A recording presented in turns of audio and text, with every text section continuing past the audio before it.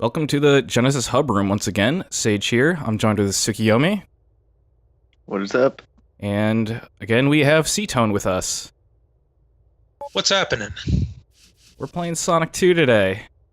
And Ctoan is our biggest Sonic fan, so he's here to help commentate. The Sonic expert?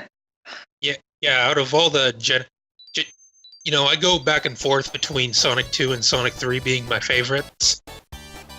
When I mean Sonic 3, I also count in Sonic and Knuckles because they're pretty much the same game, just split in two. Yeah, I mean, Sonic Knuckles is basically an expansion pack. But Sonic 3 is my favorite, but I like the aesthetics of Sonic 2. I think Sonic 3 is overall the most polished, but I also like the pick-up-and-play style of Sonic 2. Yeah, I mean, is Sonic 3 not pick up and play? I mean, kind of. It's got like a bunch of in-between cutscenes and everything, but while Sonic 2 is like very snappy, it goes from... There's no like transitions between everything, which is...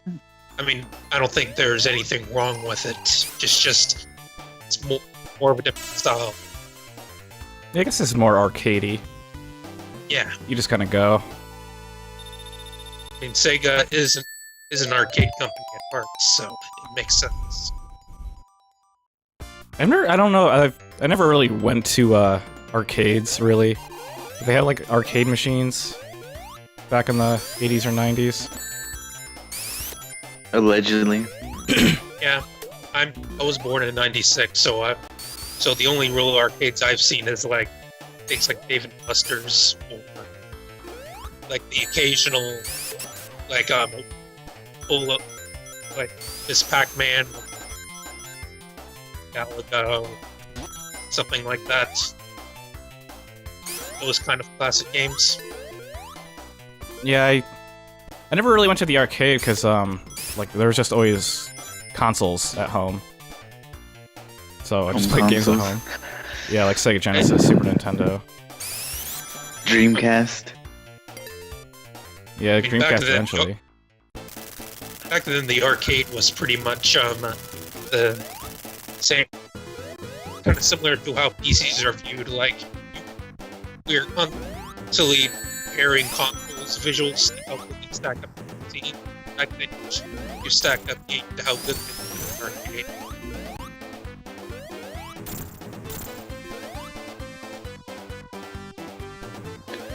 This music's pretty fun. Yeah, I like all the boss music basically, and Sonic. Sonic always gets the music right.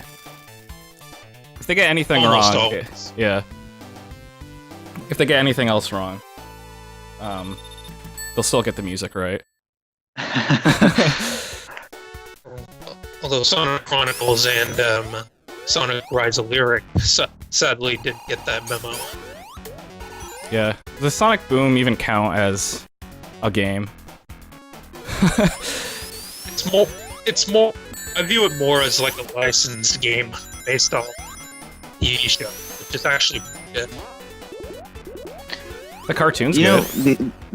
the one thing that interests me about Sonic Boom is that, to me, as a Mega Man fan, Sonic Boom to Sonic is Mega Man X to Mega Man. At least that's how I see it. And I thought that idea was at least cool in and of itself. Don't people actually like Mega Man X though? Yes. In some cases, more than Mega Man. I kind of disagree. I think it's more of a separate universe. Like the other Sonic TV shows had different designs and their own separate universes with the different character designs, if you know what I mean. Yeah, Sonic Boom is pretty much a spin-off.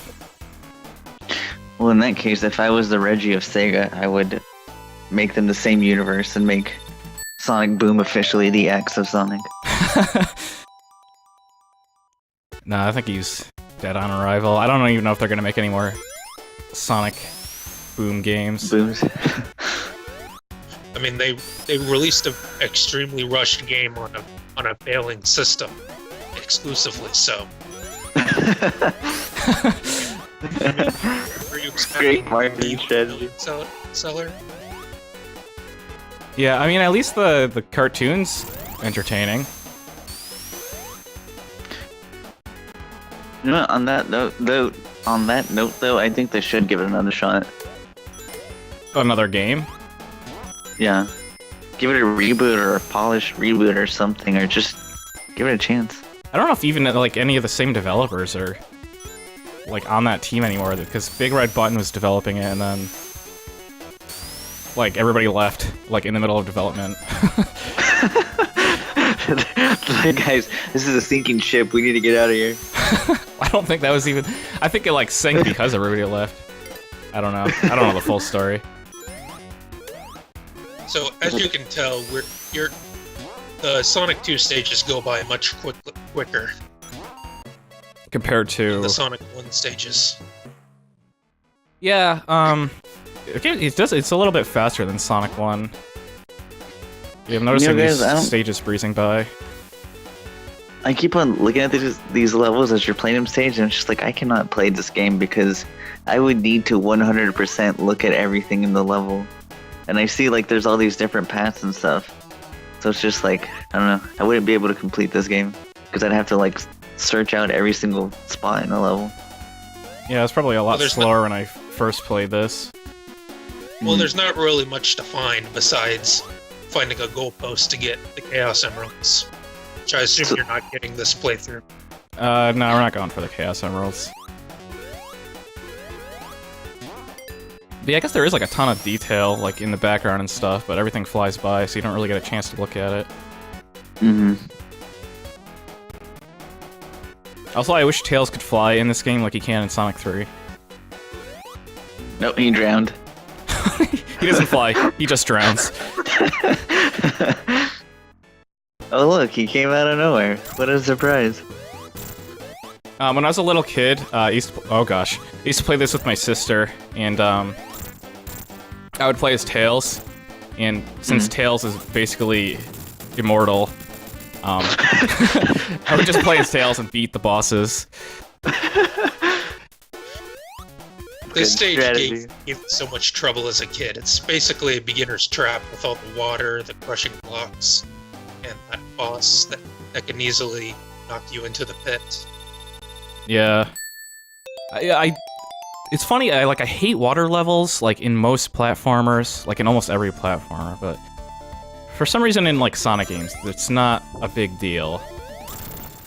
Really, people often say Sonic has some of the worst water levels. Why did I say lava?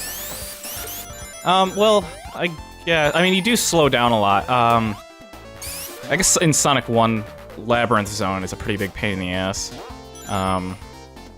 Hydro City, though, like, that right there is, like, a great level, and it's a water level.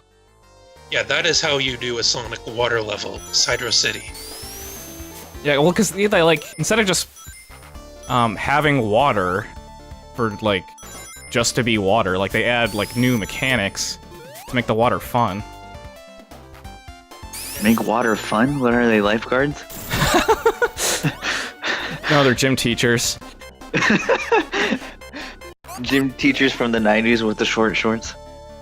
Oh, man. And short shorts. And the mustache. Can you picture Sonic with some short shorts? He doesn't even wear shorts, though. There's something very odd about giving a normally naked character and then giving them clothes and then having that realization, like, oh my god. They're naked, usually. Oh, Often Sonic. the female animal characters are the ones that wear clothes. True, like Amy. Yeah. Sonic's just naked, but Amy has a dress. It is weird, like, that some of them wear clothes and some of them don't. I don't know. Sally didn't really wear clothes. I mean, Sonic wears shoes. Yeah, but his shoes are like... Sadly, that was the boomerang girl? What? Was that the boomerang girl? Boomerang? Oh, no. Sally? Sally's a old school... What the heck's going on here? Okay, that was weird. Anyway, yeah, Sally's an old Sonic cartoon character. Huh. She wore like just a vest. Interesting. Actually, the girl with the boomerang is the Sonic character Styx from Sonic the Boom. Australian Badger.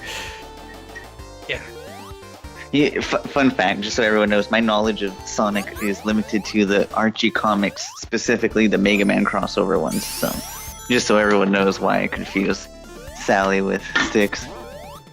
Well, now you're getting all educated. You can take this knowledge with you to a university of some sort. University of Sega. University of. I play video games. Hey, you know what? That's a good idea. Well, not that, but now I'm just curious. Now I'm just curious. Why don't video game companies start their own? I guess not college, but like start their own like program in colleges to not train people, but to kind of like guide people who want to work for their company. Aren't there like programming colleges though, where you can like learn to do video games? Yes. Aren't those internships though? Aren't they called internships? I have no idea. Technically, but I mean like the game companies themselves partnering with the college to like specifically target their product. Like if Nintendo went to a college and was like requesting that the college teach classes specifically relating to their games. Oh, okay, I see what you're saying. Yeah. Although, I mean, they do have like training, I think. Like I know some companies will like kind of fill you in on like the lore of their series so that you can like do it properly. Mm-hmm. I just mean they need to get more focalized, focused, and centralized. Focalize. We're titling this episode "Focalized." You need to get focalized. Everybody get focalized. Speaking of episode, I figured you would have cut it off after Aquatic Ruin. Let's do one more act before we cut this off. Let's say we still got 3 minutes. Um, Or as Sonic says, tres minutos. Sonic says, "Don't get into a car with strangers." I had a Sonic tape as a kid, and it was the Adventures of Sonic the Hedgehog, with the Sonic says at the end. And there was 2 episodes, and at the end of one of the episodes, there was a Sonic says where he tells you not to get into a car with strangers. I've seen that one like 100 times. So, I've never gotten into a car with a stranger. Thanks, Sonic. Thanks to Sonic. I'm sure they taught that in school too, so I don't Yeah, think but I ever who would pays have. attention in school? So. Hey kids, Like Hey kids, there's nothing wrong with being hugged by someone you like. But if someone, you know what I'm talking about.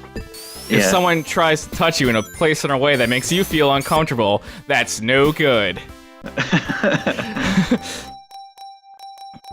You gotta tell somebody, a teacher, a police officer, your parents. I kind of forgot that Sonic. stuff. First Giving you us a say public no, service. and then you get You out. get out of there. Yeah.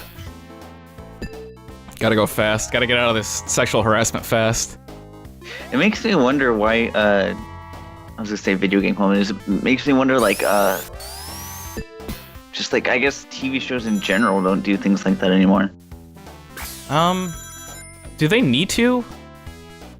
I mean, obviously the parents need to be on the forefront, but let's face it, kids aren't going to learn this stuff at school, or if they are learning it, they're not going to be paying attention. So why not throw it into something they like? Like, look at how memorable it is for you guys. You guys can, like, recite it. Like, that's how ingrained it was just because Sonic said it. Like, I think they need to do that for future generations. Alright, let's pick up this conversation on the next part of Sonic. We'll talk more about life lessons with Sonic the Hedgehog. See you there!